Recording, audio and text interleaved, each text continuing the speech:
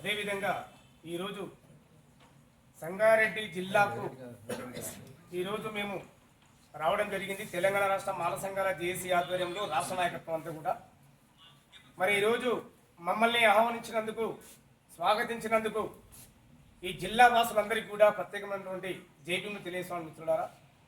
మరి ఈరోజు తెలంగాణ రాష్ట్రంలో మాలలు అత్యంత వెనుకబడ్డారు, మాలలు అన్ని రంగాల్లో కూడా వెనుకబడ్డారు. మరి ఏదైతే 70 సంవత్సరాల కాలం నుంచి చూసుకున్నట్లయితే ఉమ్మడి ఆంధ్రప్రదేశ్ ఉన్నప్పుడు కూడా మరి తెలంగాణ రాష్ట్ర వాసులందరూ కూడా మాలలు అన్ని రంగాల్లో కూడా వెనుకబడ్డ విషయము మరి ప్రభుత్వాలు గుర్తించాలని చెప్పేసి ఈ సందర్భంగా నేను కోరుతా ఉన్నాను. ఎందుకంటే ఉమ్మడి ఆంధ్రప్రదేశ్ ఉన్నప్పుడు కూడా ఉమ్మడి ఆంధ్రప్రదేశ్లో ఉన్నటువంటి మాల మాదిగలు అక్కడ ఉన్నటువంటి బ్రిటిష్ వాళ్ళు పెట్టినటువంటి మిషన్ స్కూళ్ళలో చదువుకొని విద్యను మాకంటే ఒక 50 సంవత్సరాల ముందే వాళ్ళు అభ్యసించినటువంటి సందర్భం మనకు కనిపిస్తూ ఉంది. తెలంగాణ రాష్ట్రంలో రజాకర్ల యొక్క అధిష్టానంలో, రజాకర్ల యొక్క అధికారంలో ఇక్కడ ఎట్టి చాకిరి బతికినటువంటి కూలీలుగా ఉన్నటువంటి మరి బానిసలుగా ఉన్నటువంటి సందర్భము తెలంగాణ రాష్ట్రంలో కనబడుతూ ఉంది. మరి ఏదైతే మాల మాదిగల మధ్యలో, షెడ్యూల్ కులాల మధ్యలో వీళ్ళ యొక్క హక్కులకు భంగం కల్పించి వీళ్ళు ఐక్యంగా ఉంటే రాజ్యాధికారం వీళ్ళ చేతుల్లోకి వెళ్తుందనే ఏదైతే ఆ భావన ఉందో దానిని ఆలోచించి మరి షెడ్యూల్ కులాల్లో ఉన్నటువంటి 59 కులాలను విచ్ఛిన్నం చేసి మరి వారి మధ్యలో అనైక్యతను ఏర్పాటు చేసి మరి వాళ్ళను ఒకరికి దూరంగా చేసి మరి ఈరోజు వాళ్ళ యొక్క ఓటు బ్యాంకు కోసం చేస్తున్నటువంటి కుట్రలో భాగమని చెప్పేసి ఈ రాజకీయ నాయకులు చేస్తున్న కుట్రలో భాగమని చెప్పేసి ఈ సందర్భంగా నేను గుర్తు చేస్తున్నాను మిత్రులారా. మరి ఈరోజు తెలంగాణ రాష్ట్రంలో మరి ఉమ్మడిగా ఉన్నప్పుడు కూడా మరి ఈ 10 సంవత్సరాల కాలంలో ఏదైతే బీఆర్ఎస్ పార్టీ, టీఆర్ఎస్ పార్టీ ఉన్నదో మరి ఆ 10 సంవత్సరాల కాలంలో కూడా ఒక గ్రామ స్థాయి నుంచి తీసుకున్నట్లయితే సర్పంచులు, ఎంపీటీసీలు, జెడ్పీటీసీలు, ఎంపీపీలు, జిల్లా చైర్మన్లు, అదేవిధంగా ఎమ్మెల్యేలు, ఎమ్మెల్సీలు, నామినేట్ పదవుల్లో కూడా మరి అంత మాల సామాజిక వర్గము అత్యంత వెనుకబడి ఉన్నది. మరి మాదిగ సామాజిక వర్గము ముందు వరుసలో ఉన్నదని చెప్పేసి అనే విషయాన్ని మరి ఇక్కడ ఉన్నటువంటి రాష్ట్ర ప్రభుత్వాలు గమనించాలని చెప్పేసి ఈ సందర్భంగా నేను కోరుతా ఉన్నాను. మరి గతంలో కూడా విద్యాపరంగా చూసుకున్నట్లయితే మరి ఏదైతే గురుకుల పాఠశాలలో మరి అందరూ కూడా అక్కడ మరి మాల సామాజిక వర్గం విద్యార్థులు చాలా నష్టపోయినటువంటి సందర్భం. మరి ఇప్పుడు ప్రస్తుతానికి తెలంగాణ రాష్ట్రం ఏర్పడ్డ తర్వాత మరి ఏదైతే జూన్ 2వ తారీఖు 2014లో వచ్చిందో మరి ఇక్కడ ఉన్నటువంటి షెడ్యూల్ కులాల యొక్క జాబితాను, వాళ్ళ యొక్క కులగణన మరి చేయవలసిన బాధ్యత రాష్ట్ర ప్రభుత్వం మీద ఉన్నదని చెప్పేసి ఈ సందర్భంగా నేను విజ్ఞప్తి చేస్తామని కోరుతా ఉన్నాను.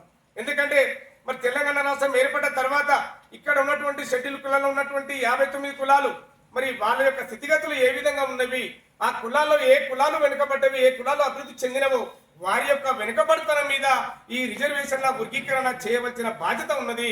మరి ఎస్సీ వర్గీకరణ కూడా చేయడానికి రాష్ట్రాలకు లేదు. మరి ఒకవేళ ఎస్సీ వర్గీకరణ చేయాలంటే మరి పార్లమెంటులో బిల్లు పెట్టి దానికి చట్టబద్ధత కల్పించిన బాధ్యత మరి కేంద్ర ప్రభుత్వం మీద ఉన్నది. మరి ఆ విషయాన్ని మర్చిపోయి మరి ఈరోజు షెడ్యూల్ కులాల మధ్యలో నిరంతరము మరి ఎల్లప్పుడూ కూడా వీళ్ళు ఎప్పుడు కూడా కొట్టుక చావాలి, రాజ్యాధికారానికి దూరంగా ఉండాలనే కుట్రలో భాగమేనని ఈ సందర్భంగా నేను గుర్తు చేస్తా ఉన్నాను.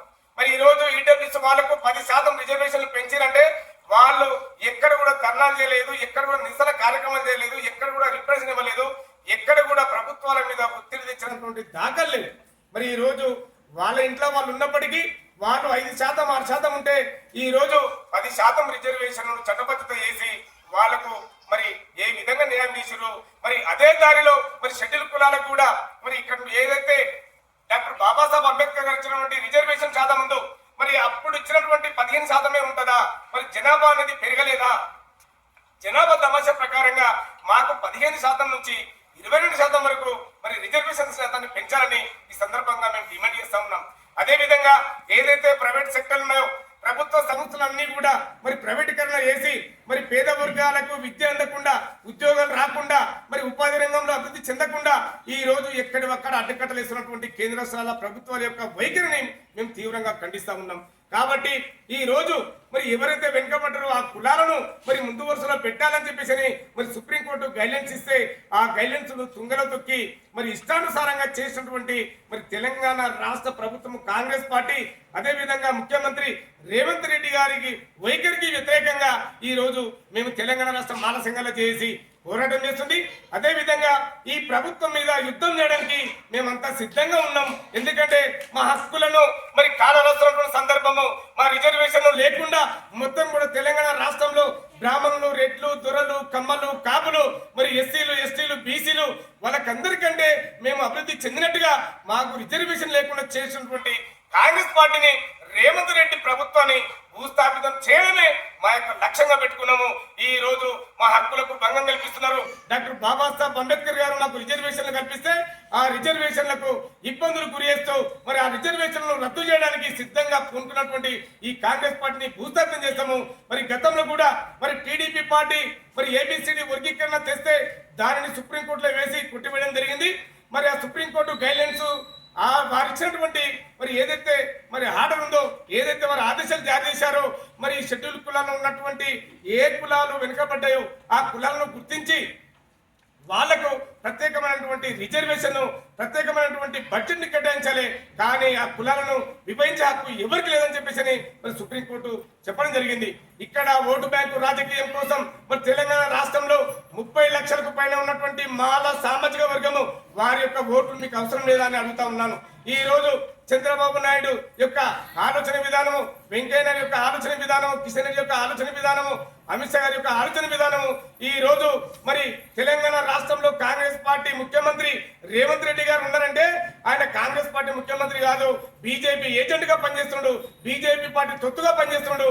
ఇక్కడ ఉన్నటువంటి మరి అన్ని వర్గాల వాళ్ళను అణిచివేస్తూ వారికి ఇచ్చినటువంటి రిజర్వేషన్లను రద్దు చేస్తూ అనేక ఇబ్బందులకు గుర్చేస్తున్నటువంటి ఈ రేవంత్ రెడ్డి యొక్క ప్రభుత్వాన్ని మరి మనము భూస్థాపితం చేయాలని చెప్పేసి మేము కంకణ కట్టుకొని ఈ రోజు సంగారెడ్డికి రావడం జరిగింది. మరి ఈ రోజు మా విద్యార్థులు నష్టపోతున్నారు, మా ఉద్యోగులు నష్టపోతున్నారు. మరి అన్ని రంగాల్లో కూడా మాకు నష్టం చేసి ఈ రోజు తెలంగాణ రాష్ట్రంలో కాంగ్రెస్ పార్టీ వచ్చిందంటే 70 సంవత్సరాల కాలం నుంచి మేము మా సామాజిక వర్గము భుజాన వేసుకొని ఈ రోజు తెలంగాణ రాష్ట్రంలో మరి కాంగ్రెస్ పార్టీ అధికారంలోకి తీసుకొస్తే మా యొక్క గొంతును పోసినటువంటి రేవంత్ రెడ్డి యొక్క ప్రభుత్వాన్ని భూస్థాపితం చేస్తామని చెప్పేసి ఈ సందర్భంగా నేను గుర్తు చేస్తా ఉన్నాను. మరి ఈ రోజు ఏదైతే మా యొక్క సోదరులు ఉన్నారో మా సోదరులు మరి బీజేపీ పార్టీకి ఓట్లు వేయమని చెప్పేసి వాళ్ళు చెప్తే మేము కాంగ్రెస్ పార్టీని భుజాన వేసుకొని అధికారంలోకి తీసుకొస్తే మా యొక్క గొంతును వచ్చిండు. కాబట్టి మాకు రోస్టర్ పాయింట్లు 20 లోపు 2 రోస్టర్ పాయింట్ని కేటాయించాలని ఈ ప్రభుత్వాన్ని డిమాండ్ చేస్తా ఉన్నాం. 5 నుంచి 7% రిజర్వేషన్ పెంచాలని మేము డిమాండ్ చేస్తా ఉన్నాం. లేని పక్షంలో మరి ఏదైతే స్థానిక ఈ ఎలక్షన్ లో కాంగ్రెస్ పార్టీ అభ్యర్థులను చిత్తుగా ఓడించాలని చెప్పేసి ఈ రోజు మేము కంకణం కట్టుకొని ఈ సంగారెడ్డి జిల్లాకి రావడం జరిగింది. ఇక్కడ ఉన్నటువంటి మా ప్రజానికానికి మరి అన్ని ప్రజల యొక్క అన్ని వర్గాల ప్రజలు మేము కోరుతా ఉన్నాము. ఎవరికి అన్యాయం జరిగితే ఆ న్యాయ పోరాటం చేయాలి, వారి హక్కుల కోసం పోరాటం చేయాలి, యుద్ధం చేయాలి. కాబట్టి మాకు జరిగిన అన్యాయాన్ని మీరందరూ కూడా గమనించి మరి కాంగ్రెస్ పార్టీకి తగిన బుద్ధి చెప్పాలని చెప్పేసి ఈ సందర్భంగా నేను గుర్తు చేస్తా ఉన్నాను. అదేవిధంగా మరి 33 జిల్లాలు కూడా ఇదే విధంగా తిరిగి మేము అక్కడ ప్రతి జిల్లాలో ఒక అడగ కమిటీ చేసుకొని మా యొక్క అభ్యర్థులు అంటే మా యొక్క జాతికి మరి మా యొక్క జాతి కోసము మా యొక్క హక్కుల కోసము రిజర్వేషన్ కోసం కొట్లాడుతున్నటువంటి వాళ్ళకందరికీ కూడా ఈ విషయాన్ని మరి గ్రామస్థాయి వరకు తీసుకెళ్లి మా వాళ్ళను ఐకమత్యం చేసి మాకు కోల్పోయినటువంటి హక్కులను రిజర్వేషన్ను సాధించుకునే వరకు మేము నిద్రపోమని చెప్పేసి ఈ సందర్భంగా నేను తెలియజేస్తూ ఈ అవకాశం ఇచ్చినటువంటి పెద్దలందరికీ కూడా జై భీములు తెలియజేస్తూ ముగిస్తున్నాను. జై భీమ్, జై మాల, జై భారత.